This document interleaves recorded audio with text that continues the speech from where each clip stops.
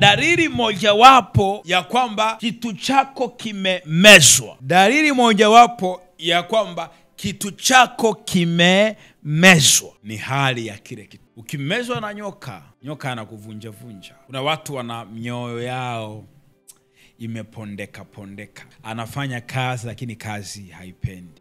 Yupo kwenye ndoa, ila ndoa moyo wake umevunjika, umevunjwa vunjwa. Anamtumikia Mungu lakini basi tu maneno, fitina, figisu za watu zimevunja vunja moyo wake. Umemezwa na nyoka. Umemezwa na nyoka.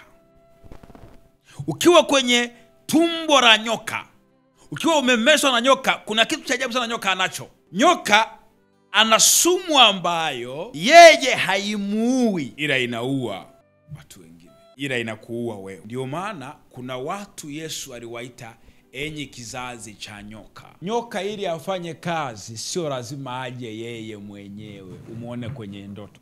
Kuna mtu unafanya naye kazi, ni kizazi cha nyoka.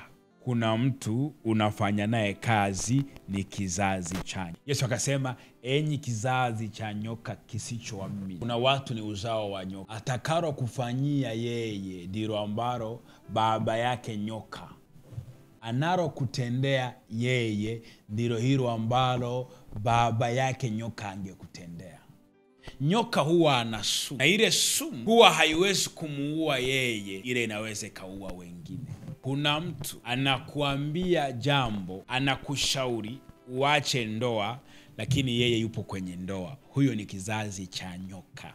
Ana sumu ambayo yeye haimuui, ila akiitoa inaua wengine.